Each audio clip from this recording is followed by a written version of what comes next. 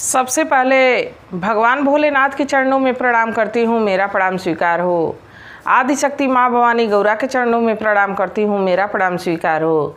सभी देवी देवताओं के चरणों में प्रणाम करती हूँ, मेरा प्रणाम स्वीकार हो। आप सभी गुरु भाई गुरु बहनों के चरणों में प्रणाम करती हूँ, मेरा प्रणाम स्वीकार हो। गुरु भाई गुरु बहनों, आप लोग हमारा सपोर्ट किए, इसके लिए बहुत बहुत धन्यवाद।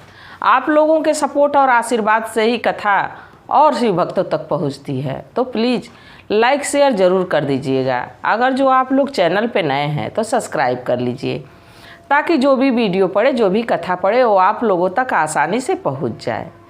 कमेंट में महादेव का नाम ज़रूर लिखिए। महादेव का नाम लिखने से, बोलने से सारे कष्ट दूर हो जाते हैं, सारी परेशानी दूर हो जाती है। तो महादेव का नाम ज़रूर लिखिए। आज जो मैं आप लोगों को कथा सुनाऊंगी, देखिए, कभी कभी भक्त भी भगवान को धमका देते हैं, भगवान को भी धमकी देते हैं, भक्त भगवान को। बाकी भगवान भक्तों से अपने नहीं डरते हैं, और ना ही भक्त भगवान से कभी डरते हैं। जो सच्चे भक्त होते हैं भगवान से नहीं डरते हैं, क्योंकि वो अपने जैसा ही भगवान को भी समझने लगते हैं। बाकी भगवान पापियों से डरते हैं कि कहीं ये पाप ना कर दे, क्योंकि पापी भी कभी ना कभी भगवान को याद करता है, भगवान को सपोर्ट करना पड़ता है, साथ देना पड़ता है। तो भगवान पापियों से डरते हैं। तो कथा इसी पे आधारित है। कथा को आप लोग अंत तक देखिएगा। कथा आप लोग आधी अधूरी देखते हैं गुरु भाई गुरु बहनों। आधी अधूरी कथा देखने पे एक तो कोई ज्ञान प्राप्त नहीं होता है, दूसरे महादेव का अपमान होता है। तो प्लीज़ आप लोग कथा को पूरा सुना करिए। जब तक पूरा नहीं सुनेंगे कथा को, हम कहीं कथा सुनने जाते हैं, कहीं हम अगर जो पूजा पाठ में जाते हैं तो सोचते हैं ना कि कथा को पूरा सुन के जाएं, नहीं तो भगवान का अपमान होगा, कथा का अपमान होगा। तो ऐसे ही ये भी कथा है। जब भगवान की चर्चा है, महादेव की ही चर्चा है, तो चर्चा को पूरा सुनना चाहिए। तो प्लीज़ आप लोग पूरा सुनिएगा कथा को। देखिए, एक गांव में कुछ लोग काम करने के लिए जंगल के रास्ते जा रहे थे। तो पहले जंगल बिल्कुल वीरान था, फिर सिर्फ वहाँ पेड़ पौधे ही दिखते थे। बाकी उस दिन गांव वाले जा रहे थे तो देखे कि एक शिवलिंग दिख रहा है और वहाँ एक टूटा फूटा सा छोटा सा मंदिर दिख रहा है। तो सारे गांव वाले वहीं रुक गए। जितने गांव वाले काम करने के लिए जा रहे थे, सभी लोग वहाँ रुक गए और सोचने लगे कि पहले तो यहाँ कोई मंदिर नहीं दिखता था, कोई यहाँ शिवलिंग नहीं दिखती थी, आज यहाँ मंदिर दिख रहा है। ज़रूर भगवान का कोई ना कोई संकेत है, यहाँ पूजा पाठ करना चाहिए। सारे गांव वाले मिल के उस दिन काम पे नहीं गए, लगे उस मंदिर की साफ़ सफाई करने। फिर कुछ लोग उसमें से कहे कि ऐसा है कि चंदा करके मंदिर को थोड़ा बड़ा बनवा दिया जाए और भगवान की स्थापना अच्छे से कर दी जाए, पूजा पाठ अच्छे से कर दिया जाए, और रोज़ यहाँ पूजा पाठ किया जाएगा तो ज़रूर हम लोग गांव का विकास होगा। हम लोग को दूर शहर नहीं जाना पड़ेगा, हम लोग यहीं पे अपना जीवन यापन करेंगे। महादेव की कृपा अगर जो होगी, दया दृष्टि होगी, तो हम लोग का गांव खुशहाल हो जाएगा। तो सारे लोग मिलके चंदा किए, थोड़ा थोड़ा पैसा सभी लोग दिए और उस मंदिर को भव्य बनाए। मंदिर बन के तैयार हो गया। एक ब्राह्मण देव को बुलाए और वहाँ पूजा पाठ भी कराए। अब धीरे धीरे धीरे धीरे समय बीतने लगा। उसी गांव में एक ब्राह्मण देव रहते थे। ब्राह्मण देव भिक्षुक थे, भिक्षा मांग के अपने और अपनी पत्नी का पेट पालन करते थे। तो एक दिन गांव वाले रोज़ उस मंदिर पे पूजा करने जाते थे। तो कभी कोई जाता था, कभी कोई नहीं जाता था, कभी भगवान को भोग लगता था, कभी नहीं लगता था। तो एक गांव में का व्यक्ति था, कहा कि इस तरह तो भगवान की पूजा नहीं हो पा रही है, सही से ठीक से नियम से पूजा नहीं हो पा रही है। यहाँ कोई पुरोहित रख दिया जाए, कोई पुजारी रख दिया जाए जो भगवान की नित्य दिन पूजा करे। सभी लोग विचार करने लगे। जब सभी लोग विचार करने लगे तो एक व्यक्ति कहा कि हमारे गांव में जो भिक्षा मांगते हैं ब्राह्मण देव, क्यों ना उन्हीं को यहाँ पे बैठा दिया जाए। वो रहेंगे तो भगवान की पूजा अर्चना भी कर लेंगे और भिक्षा मांगने का काम करते हैं। जो यहाँ पे चढ़ावा आएगा, जो यहाँ पे दान पुण्य कोई करेगा, तो उसी से उनका खर्च भी चल जाएगा।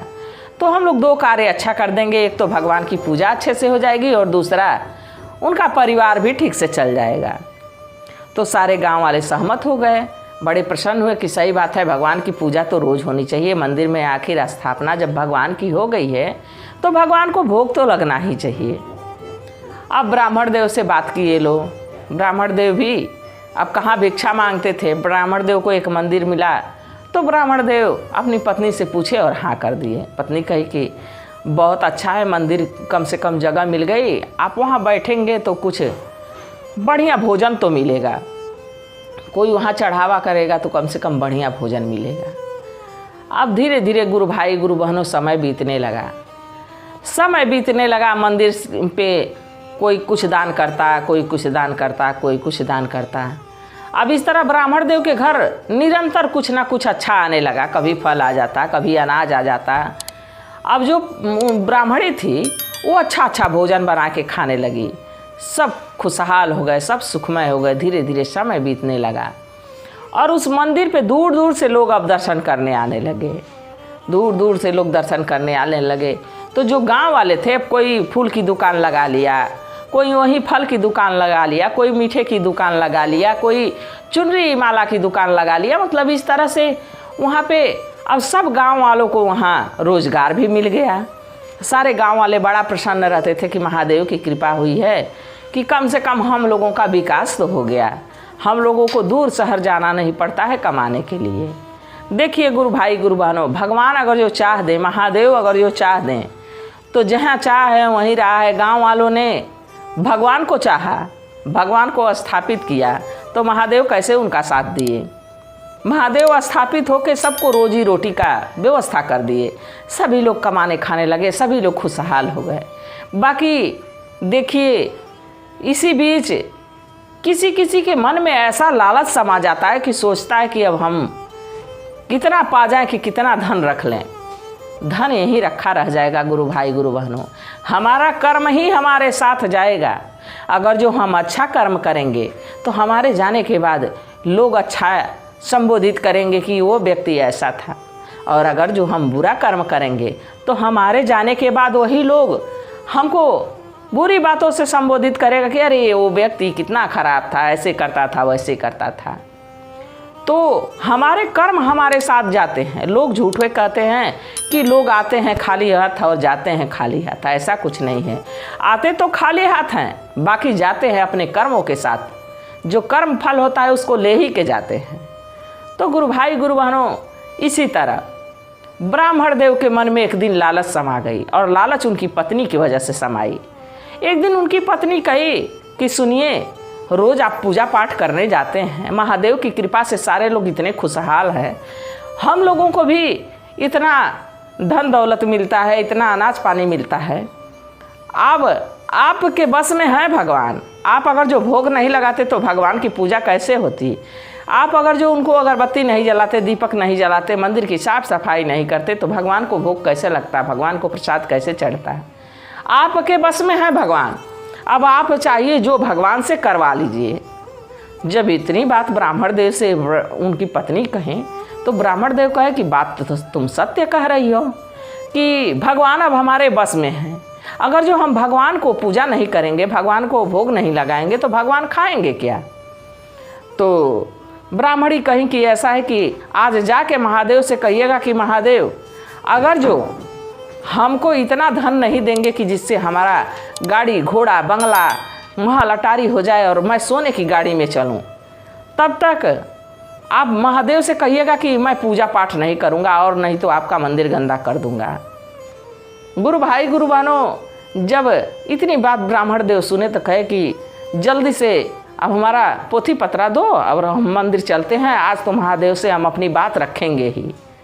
अब ब्राह्मण देव नहा धो के पोथी पत्रा अपना लिए मंदिर जा पहुँचे।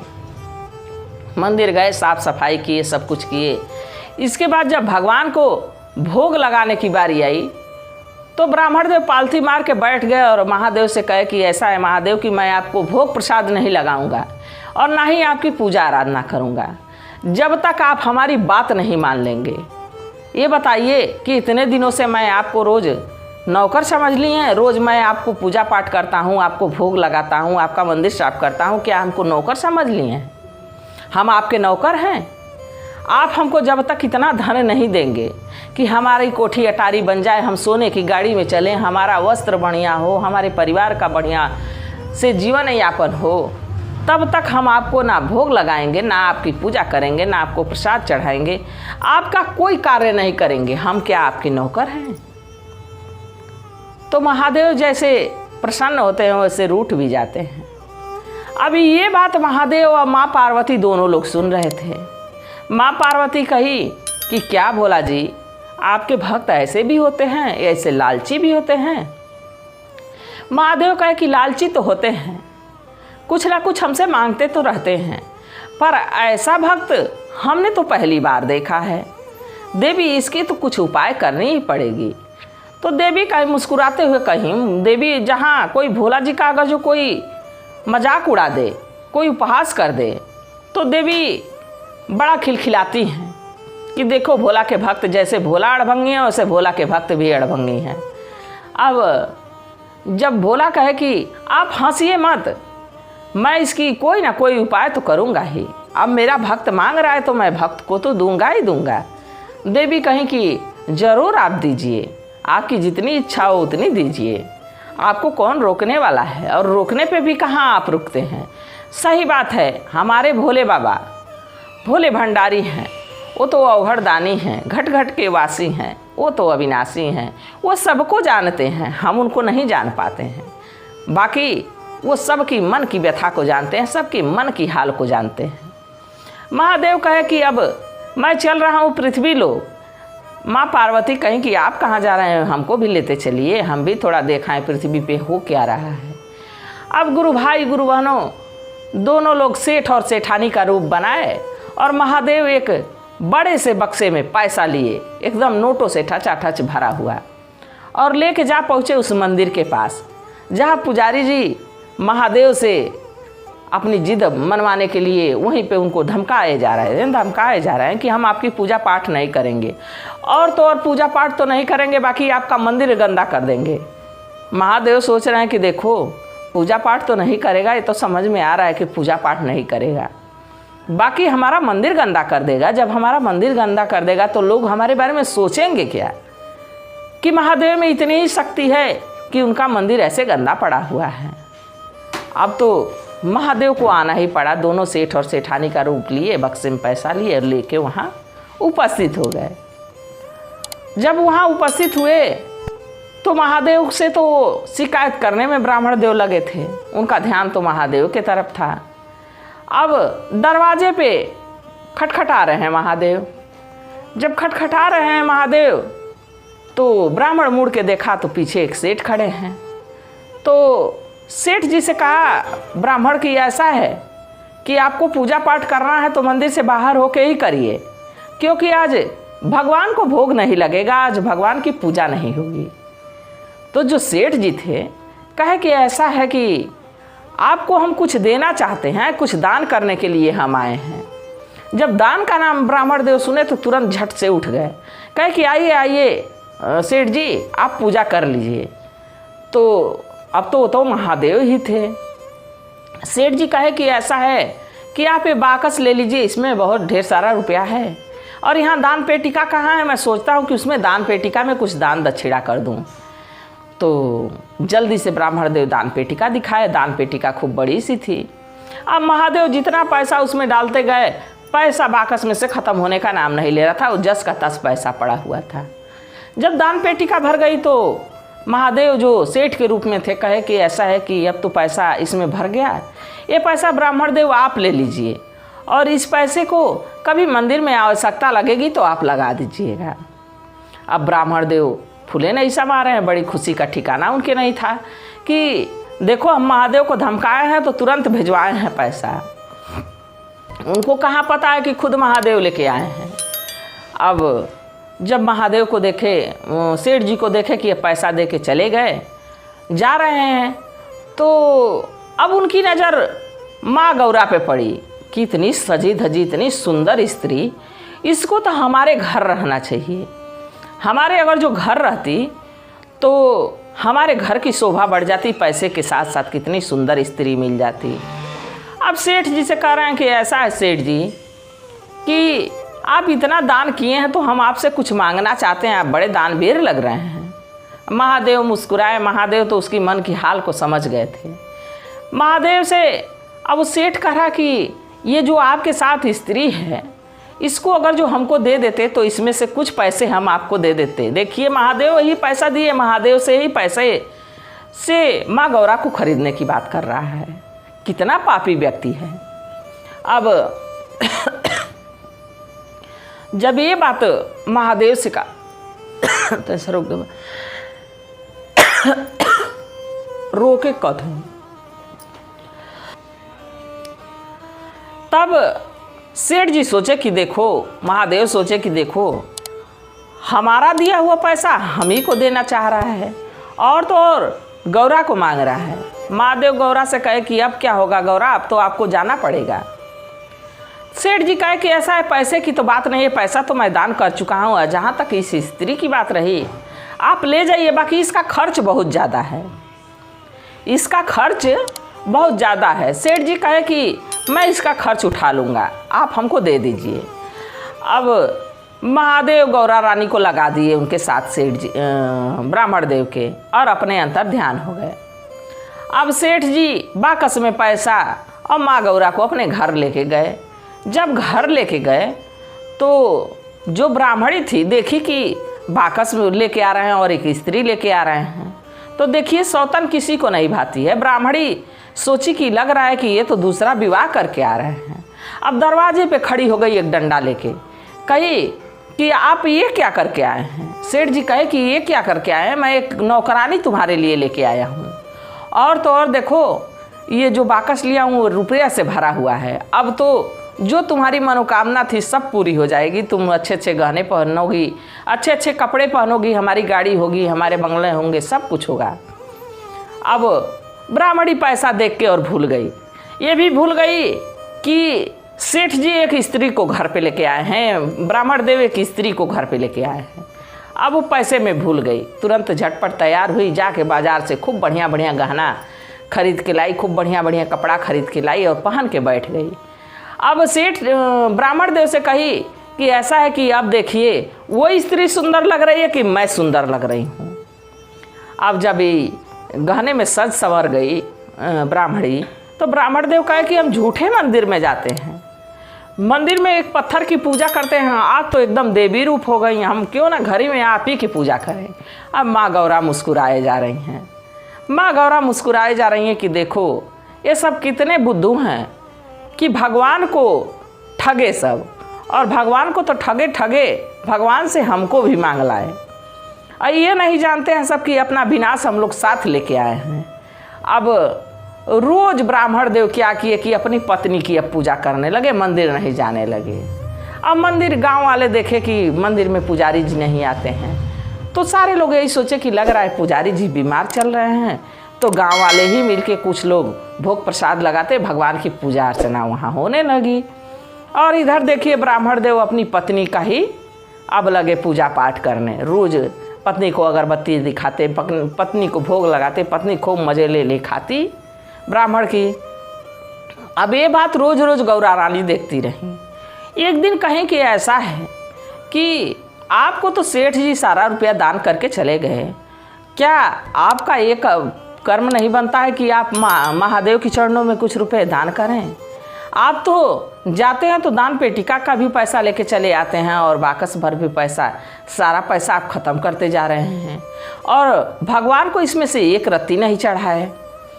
तो ब्राह्मण देव कहे कि ऐसा है कि मैं महादेव के लिए अब कुछ चढ़ावा करने जाऊंगा। अपनी पत्नी से कहे कि सही बात कह रही है नौकरानी हमारी, हम महादेव के चरणों में जाऊंगा और मैं बैजनाथ धाम जाऊंगा। अब गुरु भाई गुरु बहनों अपनी पत्नी से कह के और कुछ अपने खाने पीने का सामान लेके और 5 रुपया लेके, उस सारे पैसे में से 5 रुपया लेके ब्राह्मण देव निकल गए दान करने के लिए। जब पहुँचे बैजनाथ धाम तो एक उनको पुजारी जी मिले। पुजारी जी से कहे कि ऐसा है कि मैं भगवान के दर्शन करना चाहता हूँ, भगवान की पूजा करना चाहता हूँ और कुछ दान दक्षिणा करना चाहता हूँ। तो पुजारी जी कहे कि ऐसा है कि अभी तो ऐसा मास चल रहा है कि इस मास में पूजा आप महादेव की नहीं कर सकते हैं, कपाट बंद है। अभी कुछ समय बाद सावन स्टार्ट होगा तो उसमें आप पूजा कर लीजिएगा। जब ये बात कहा ब्राह्मण से, तो ब्राह्मण कहा कि इतने दिनों तक मैं फिर जाऊंगा तो किराया भाड़ा लगेगा, फिर नुकसान होगा, पैसा इसमें खर्च होगा, तो क्यों ना इधर ही रुक जाता हूँ और कोई काम वाम ढूंढ के करने लगता हूँ। अब उनको कोई काम नहीं मिला, ढूंढते ढूंढते, पहले के ज़माने में इतना विकास नहीं था जितना अब है उस राज्य में। अब ढूंढते ढूंढते एक शमशान घाट पे जा पहुँचे। शमशान घाट पे जा पहुँचे तो वहाँ देखे कि एक डोम राजा है। डोम राजा से कहे कि ऐसा है कि हमको कोई कार्य दे दो, हम इधर ही रहेंगे और जब महादेव के कपाट खुलेंगे तो महादेव के दर्शन करके तब हम यहाँ से जाएंगे। डोम राजा कहे कि देखो भाई, हम तो मुर्दा जलाने का काम करते हैं, तुमको इसी में कोई काम मिल जाएगा अगर जो तुमको मंजूरी हो तो। ब्राह्मण देव कहे कि सही कह रहे हो भाई, अब जो तुम काम करते हो वही काम हमको ना दोगे, हम यही काम करने के लिए तैयार हैं। आज से हम तुम्हारे जगह पे मुर्दा जलाया करेंगे। अब डोम राजा उसको मुर्दा जलाने का काम दे दिए। जब डोम राजा मुर्दा जलाने का काम दे दिए तो रोज़ ब्राह्मण देव अब मुर्दा जलाने लगे। धीरे धीरे धीरे धीरे अब उनके ये समझ में आने लगा कि धन दौलत सब यही रह जाना है, लोग आ रहे हैं तो देखो एक बांस की लकड़ी पे लेटे हुए आ रहे हैं और लकड़ी पे रख के चिता पे और जला दिए जा रहे हैं, सब कुछ धन दौलत यहीं रह जा रहा है।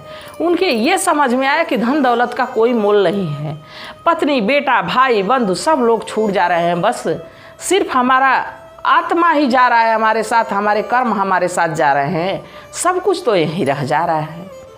अब ब्राह्मण देव को अब ज्ञान फिर से जागृत हुआ कि ये कौन सा हम घोर अपराध कर दिए हैं। अब वो फिर लौटा और मंदिर पे गया। महादेव के कपाट खुल गए थे, वहाँ दर्शन किया और वहाँ जाके अपनी मेहनत की कमाई का वहाँ दान किया, जो डोम राजा के यहाँ कमाया हुआ था। और जो बाकस में का 5 रुपया था उसको लेके लौट गया। जब लेके लौटा तो उसकी पत्नी कही कि इतने दिनों तक तुम कहाँ थे, सारा धन समाप्त होने के कगार पे, एक तुम्हारी नौकरानी है इतना खाती है कि सारा पैसा तो इसको खिलाने में चला गया। ब्राह्मण देव कहे कि देखो मुझसे बहुत बड़ी गलती हो गई है, तुम्हारे कहने पे हमने महादेव को धमकाया, हम महादेव से इतना धन मांगे कि महादेव कहीं ना कहीं से हमारी व्यवस्था तो कर दिए, पर महादेव की पूजा पाठ छोड़ के हम बहुत बड़ी गलती किए हैं और जब हम मरेंगे तो हम जाएंगे किस नरक में, कभी तुमने ये सोचा है? उठाए डंडे और लगे अपने पत्नी को मारने। पत्नी को भी ज्ञान आया कि सही बात हमारे पति देव कह रहे हैं, हम लोग धन के लोभ में कितना आगे बढ़ गए थे, कितना हम लोग धन के लोभ में डूब गए थे कि धन के लिए महादेव को हम लोग ठुकरा दिए। अगर जो महादेव हमारे साथ रहे होते तो आज मंदिर के ही चढ़ावे से शायद इससे ज़्यादा धन रहता और कभी ख़त्म नहीं होता। गुरु भाई गुरु बहनों, ब्राह्मण देव अपनी पत्नी को मारना छोड़ के और जो गौरा रानी थी उनको नौकरानी बना के अपने घर में लाया था, उसका हाथ पकड़े और खींचते हुए लेके मंदिर पहुंच गए। मंदिर में उस समय बड़ी भीड़ थी, बड़े लोग उमड़े हुए थे, बड़ी भीड़ थी। सभी लोगों को ब्राह्मण देव जोर से चिल्लाए, सभी लोग इनके तरफ देखने लगे। अब ब्राह्मण देव कहे कि देखो भाई, हमसे बहुत बड़ी गलती हो गई है, हमने महादेव को धमकाया, महादेव से कहा कि हे महादेव आप हमको धन दौलत नहीं देंगे, रुपया पैसा नहीं देंगे तो ना हम आपकी पूजा पाठ करेंगे, ना आपका भोग प्रसाद लगाएंगे और तो और आपका मंदिर परिसर है जो मैं गंदा कर दूंगा। मैं महादेव को धमकाया तो सारे गांव वालों के सामने अपनी गलती को एक्सेप्ट किए। सारे गांव वाले ब्राह्मण देव लगे क्षमा मांगने। सारे गांव वाले कहे कि हम लोग कौन होते हैं क्षमा मांगने वाले और क्षमा देने वाले, अगर जो आपको क्षमा मांगना है, आपको प्रार्थना करना है तो भगवान से करिए। अब ब्राह्मण देव गए और जाके महादेव के चरणों में गिर के सिर को पटकने लगे कि हे महादेव, अब हमारे प्राण को ले लीजिए पर हमारी गलती को क्षमा कर दीजिए। अब जब देखे महादेव की ये तो लग रहा है कि अपने प्राण त्याग देगा, तो महादेव तुरंत वहाँ प्रकट हो गए। और जब महादेव प्रकट हो गए तो जो नौकरानी के रूप में थी माता रानी, वो भी उनके बगल में जाके खड़ी हो गई और अपने रूप में आ गई। जब ये नज़ारा देखे पूरे गांव वाले लोग, जहाँ जो वहाँ श्रद्धालु आए थे सभी लोग देखे, ब्राह्मण देव महादेव के चरणों में गिर के लिपट के लगा रोने कि हे प्रभु, मुझसे बड़ा अपराध हो गया, बड़ा पाप हो गया जो मैं आपको इस कदर धमकी दिया। भगवान कहे कि देखो वत्स, देखो तुम हमको धमकी से ही सही, हमको पूजे तो सही, हमको माने तो सही, बाकी मैं ये लालसा देख के नहीं तुमको धन दिया था कि तुम इसका अनयूज करोगे, इसको गलत जगह पे खर्च करोगे।